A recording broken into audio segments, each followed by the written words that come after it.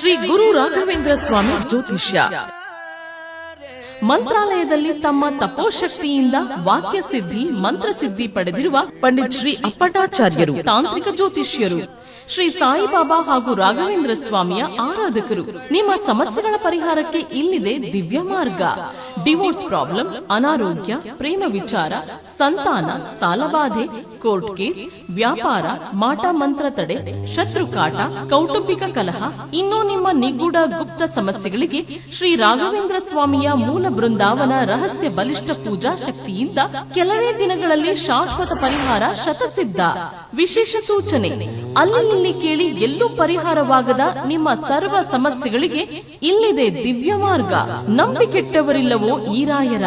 ನೀವು ಬಯಸುವ ನೆಮ್ಮದಿಯ ಜೀವನಕ್ಕಾಗಿ ಒಮ್ಮೆ ಸಂಪರ್ಕಿಸಿ. ಶ್ರೀ ಗುರು ರಾಘವೇಂದ್ರ ಸ್ವಾಮಿ ಜ್ಯೋತಿಷ್ಯ, ಪಂಡಿತ್ ಶ್ರೀ ಅಪ್ಪಟಾಚಾರ್ಯರು. ಫೋನಿನ ಮೂಲಕ ಪರಿಹಾರ. ಮೊಬೈಲ್ ಸಂಖ್ಯೆ 9008111181. ಓಂ ಶ್ರೀ ಗುರು ರಾಘವೇಂದ್ರಾಯ ನಮಃ. ಎಲ್ರಿಗೂ ನಮಸ್ಕಾರ. ನಿಮ್ಮ ಪ್ರೀತಿಯ ಶ್ರೀ ರಾಘವೇಂದ್ರ ಕಾರುಣ್ಯ ಚಾನಲ್ಗೆ ಸ್ವಾಗತ. 30ನೇ ತಾರೀಕು ಆಷಾಢ ಮಾಸದ ಗುರುವಾರ ಯಾವ ರೀತಿ ಬಂದಿದೆ ಅಂತಂದರೆ ಶುಭಪ್ರದವಾಗಿ ಬಂದಿದೆ. ಯಾವುದೇ ರಾಯರ ವ್ರತಗಳನ್ನು ನೀವೇನಾದರೂ ಪ್ರಾರಂಭ ಮಾಡ್ಕೋಬೇಕು ಅಂತ ಹೇಳಿ ಅಂದ್ಕೊಂಡಿದ್ರೆ ಈ ಗುರುವಾರ ಚೆನ್ನಾಗಿರೋದ್ರಿಂದ ರಾಯರ ವ್ರತವನ್ನು ನೀವು ಪ್ರಾರಂಭ ಮಾಡ್ಕೋಬಹುದು. ಇನ್ನು ನಿಮ್ಮ ಈ ಗುರುವಾರದ ಪೂಜೆಗೆ ಶುಭ ಸಮಯ ಅಂತ ಹೇಳಿ ನೋಡುವಂತಹದ್ದಾದರೆ ಬೆಳಗ್ಗಿನ ಜಾವ 5 ಗಂಟೆ 25 ನಿಮಿಷದಿಂದ 6 ಗಂಟೆ 44 ನಿಮಿಷದ ತನಕ ಕೂಡ ಶುಭ ಇದೆ. ಈ ಗುರುವಾರ ಎಷ್ಟು ದೀಪಗಳನ್ನ ನೀವು ಹಚ್ಚಬೇಕು ಅಂತಂದರೆ ತಪ್ಪದೆ 5 ಮಣ್ಣಿನ ದೀಪಗಳ ಆರಾಧನೆಯನ್ನು ರಾಯರಿಗೆ ಈ ಗುರುವಾರ ಮಾಡಬೇಕು. ನೀವೇನು ತಿಳ್ಕೊಬೇಕಾಗಿರೋದು ಅಂತಂದರೆ ಈ ಬುಧವಾರ ಗುರು ಪೌರ್ಣಮಿ ಇದೆ. ಗುರು ಪೌರ್ಣಮಿಯ ದಿವಸ ರಾಯರಿಗೆ ವಿಶೇಷವಾದಂತಹ ಪೂಜೆ ಸಲ್ಲಿಸಿರ್ತೀರ ಅಂಥೇಳಿ ಯಾವುದೇ ಕಾರಣಕ್ಕೂ ಗುರುವಾರದ ಪೂಜೆಯನ್ನು ತಪ್ಪಿಸಬೇಡಿ. ಮನೆಯಲ್ಲಿ ರಾಯರ ಫೋಟೋ ಇದೆ ಅಂತಂದರೆ ನಾವು ರಾಯರಿಗೆ ಗುರುವಾರ ಪೂಜೆಯನ್ನು ಮಾಡಲೇಬೇಕು. ಹಿಂದಿನ ದಿವಸ ಏನೇ ಪೂಜೆ ಮಾಡಿದರೂ ಕೂಡ ರಾಯರಿಗೆ ಗುರುವಾರ ಪೂಜೆಯನ್ನು ಮಾಡಲೇಬೇಕಾಗತ್ತೆ. ಸೊ ಇನ್ನು ದೀಪಗಳು ಅಂತ ಹೇಳಿ ಬಂದಾಗ 5 ಮಣ್ಣಿನ ದೀಪಗಳಿಗೆ ಹೂಬತ್ತಿ ಹಾಕ್ಕೊಂಡು 1 ಸ್ಪೂನ್ ತುಪ್ಪವನ್ನು ಹಾಕ್ಕೊಳ್ಳಿ. ಈ 5 ಮಣ್ಣಿನ ದೀಪಗಳ ಜೊತೆಯಲ್ಲಿ 2 ಬೆಳ್ಳಿ ಅಥವಾ ಹಿತ್ತಾಳೆ ಇಲ್ಲ ದೀಪಾಲೆ ಕಂಬ ಏನು ಬೇಕಾದರೂ ಕೂಡ ಇಟ್ಕೊಳ್ಳಿ. ಆದರೆ ಅದಕ್ಕೂ ಕೂಡ ತುಪ್ಪವನ್ನು ಹಾಕ್ಕೋಬೇಕು.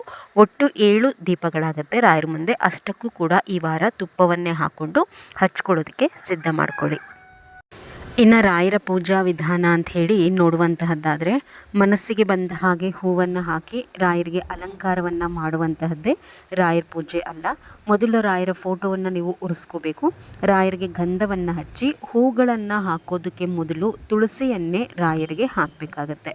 ತುಳಸಿಯನ್ನು ಹಾಕಿ ಅದಾದ ಮೇಲೆ ಏನು ಹೂಗಳಿರುತ್ತೋ ಆ ಹೂಗಳನ್ನು ಹಾಕ್ಕೊಂಡು ಅಲಂಕಾರವನ್ನು ಮಾಡ್ಕೊಳ್ಳಿ. ಇನ್ನು ರಾಯರ ವಿಗ್ರಹ ಇದ್ದರೆ ಮೊದಲು ಮಡಿ ನೀರಿನಲ್ಲಿ ರಾಯರ ವಿಗ್ರಹವನ್ನು ತೊಳ್ಕೊಳ್ಳಿ. ಅಂದರೆ ನೀರಿಗೆ ಒಂದೆಲೆ ತುಳಸಿಯನ್ನು ಹಾಕಿ ಆ ನೀರಿನಲ್ಲಿ ರಾಯರ ವಿಗ್ರಹವನ್ನು ನೀವು ಸ್ವಚ್ಛ ಮಾಡಿಕೊಂಡು ಅದಾದ ಮೇಲೆ ರಾಯರಿಗೆ ಗಂಧ ಹಚ್ಚಿ ತುಳಸಿಯನ್ನು ಹಚ್ಕೋಬೇಕು. ಅದಾದಮೇಲೆ ಹೂಗಳನ್ನು ಇಟ್ಕೊಂಡು ಅಲಂಕಾರ ಮಾಡ್ಕೋಬೇಕು. ನೋಡಿ, ಶ್ರೀಹರಿಯ ಪೂಜೆ ಸ್ಮರಣೆ ಮಾಡದೆ ರಾಯರಿಗೆ ನೀವೇನೇ ಪೂಜೆಯನ್ನು ಸಲ್ಲಿಸಿದ್ರೂ ಕೂಡ ನಿಮ್ಮ ಕಷ್ಟಗಳು ಅಷ್ಟು ಬೇಗ ಕಳೆಯೋದಿಲ್ಲ. ಹೀಗಾಗಿ ತಪ್ಪದೇ ನಾವು ಶ್ರೀಹರಿಯ ಪೂಜೆಯನ್ನು ಅವತ್ತಿನ ದಿವಸ ಮಾಡಬೇಕು. ರಾಯರ ಪೂಜೆ ಮಾಡೋದಕ್ಕಿಂತ ಮೊದಲು ಶ್ರೀಮನ್ನಾರಾಯಣನ ಸ್ವರೂಪದ ಫೋಟೋ ಅಥವಾ ವಿಗ್ರಹಕ್ಕೆ ಮೊದಲು ಗಂಧವನ್ನು ಹಚ್ಚಿ ತುಳಸಿ ಇಟ್ಟು ಹೂಗಳನ್ನು ಹಾಕ್ಕೊಂಡು ರಾಯರಿಗೆ ಅಲಂಕಾರ ಮಾಡೋದಕ್ಕಿಂತ ಮೊದಲೇ ಶ್ರೀಮನ್ನಾರಾಯಣನ ಅಲಂಕಾರವನ್ನು ಪೂರ್ತಿ ಮುಗಿಸ್ಕೋಬೇಕು. ಶ್ರೀಮನ್ನಾರಾಯಣನ ಎದುರುಗಡೆ 1 ಮಣ್ಣಿನ ದೀಪಕ್ಕೆ ತುಪ್ಪವನ್ನು ಹಾಕ್ಕೊಂಡು ಹಚ್ಕೊಳ್ಳೋದಕ್ಕೆ ಸಿದ್ಧ ಮಾಡ್ಕೊಳ್ಳಿ. ಮೊದಲು ತುಳಸಿ ಪೂಜೆ ಮಾಡ್ಕೊಳ್ಳಿ. ಅದಾದ ನಂತರ ದೇವರ ಮನೆಯಲ್ಲಿರುವಂತಹ 2 ದೀಪಗಳನ್ನು ಹಚ್ಕೊಂಡು ನಂತರ ಶ್ರೀಮನ್ನಾರಾಯಣನ ಸ್ಮರಣೆಯನ್ನು ಮಾಡ್ತಾ ಅಂದರೆ ಈ ಶ್ಲೋಕವನ್ನು ಹೇಳ್ಕೊಳ್ಳಿ. ಓಂ ನಮೋ ಭಗವತೆ ವಾಸುದೇವಾಯ ಅಂತ ಹೇಳಿ ಮನಸ್ಸಿನಲ್ಲಿ ಸ್ಮರಿಸಿ ಅಚ್ಯುತ ನಾರಾಯಣ ಗೋವಿಂದ ಅಂತ ಹೇಳ್ತಾ ಶ್ರೀಹರಿಯ ಮುಂದೆ ಏನು ಮಣ್ಣಿನ ದೀಪ ಇಟ್ಟಿರ್ತೀರಲ್ವ ಆ ಮಣ್ಣಿನ ದೀಪವನ್ನು ಹಚ್ಕೊಂಡು ರಾಯರ ಮುಂದೆ ಏನು 7 ಮಣ್ಣಿನ ದೀಪಗಳನ್ನ ಇಟ್ಟಿರ್ತೀರ ಅಷ್ಟೂ ಮಣ್ಣಿನ ದೀಪಗಳನ್ನ ಒಂದು ಊದ್ಬತ್ತಿಯಿಂದನೋ ಅಥವಾ ಒಂದು ಬತ್ತಿಯನ್ನು ಹಚ್ಕೊಂಡು ಒಂದೇ ಸಾರ್ತಿ ಹಚ್ಚಿ. ದೀಪವನ್ನು ಹಚ್ಚೋದಕ್ಕಿಂತ ಮೊದಲು ಎಲ್ಲ ದೀಪಗಳಿಗೂ ಅರಿಶಿನ ಕುಂಕುಮ ಇಟ್ಟು ಸ್ವಲ್ಪ ಹಳದಿ ಅಕ್ಷತೆಯನ್ನು ಹಾಕಿ ಸಂಕಲ್ಪ ಮಾಡ್ಕೊಳ್ಳಿ. ದೀಪವನ್ನು ಹಚ್ಚೋದಕ್ಕಿಂತ ಮೊದಲು ಬಲಗೈಯಲ್ಲಿ ಸ್ವಲ್ಪ ತುಳಸಿ ಮತ್ತು ಅಕ್ಷತೆ, ಹಳದಿ ಅಕ್ಷತೆಯನ್ನು ಇಟ್ಕೊಂಡು ಮನೆಯಲ್ಲಿ ಏನೆಲ್ಲ ಕಷ್ಟ ಇದೆ ಅಥವಾ ರಾಯರಿಂದ ಏನೆಲ್ಲ ಇಷ್ಟಾರ್ಥ ನಿಮಗೆ ಪೂರೈಕೆ ಆಗಬೇಕು ಅಂತ ಹೇಳಿ ಸಂಕಲ್ಪ ಮಾಡಿಕೊಂಡು ಈ ದೀಪಗಳನ್ನು ಹಚ್ಕೊಳ್ಳಿ. ಇದಾದ ಮೇಲೆ ಅಗರಬತ್ತಿಯಿಂದ ರಾಯರಿಗೆ ಧೂಪವನ್ನು ತೋರಿಸಿ ವಿಡಿಯೋವನ್ನು ಪೂರ್ತಿಯಾಗಿ ನೋಡಿ. ಯಾಕೆಂದರೆ ಚಾತುರ್ಮಾಸ ಇದೆ, ನೀವೇನು ನೈವೇದ್ಯ ಇಡಬೇಕು, ನೈವೇದ್ಯ ಇಡಬಾರ್ದು ಎಲ್ಲವನ್ನ ಕೂಡ ಹೇಳ್ತೀನಿ. ವಿಡಿಯೋವನ್ನು ಕಂಪ್ಲೀಟಾಗಿ ನೋಡಿ. ರಾಯರ ಸ್ತೋತ್ರಗಳು ಅಂತ ಹೇಳಿ ಬಂದಾಗ ಮೊದಲು ವಿಷ್ಣುವಿನ ಅಷ್ಟೋತ್ರ ಹೇಳಿಕೊಂಡು ಅದಾದ ಮೇಲೆ ರಾಯರ ಅಷ್ಟೋತ್ರವನ್ನು ಹೇಳಿಕೊಂಡು ರಾಯರ ಗಾಯತ್ರಿ ಮಂತ್ರವನ್ನು, ರಾಯರ ಅಕ್ಷರಮಾಲಿಕಾ ಸ್ತೋತ್ರವನ್ನು ಹೇಳ್ಕೊಳ್ಳಿ. ನೈವೇದ್ಯಕ್ಕೆ ಚಾತುರ್ಮಾಸ ಪ್ರಾರಂಭ ಆಗಿರೋದ್ರಿಂದ ಯಾವುದೇ ಕಾರಣಕ್ಕೂ ಬಾಳೆಹಣ್ಣನ್ನು ರಾಯರಿಗೆ ನೈವೇದ್ಯವಾಗಿ ಇಡಬೇಡಿ.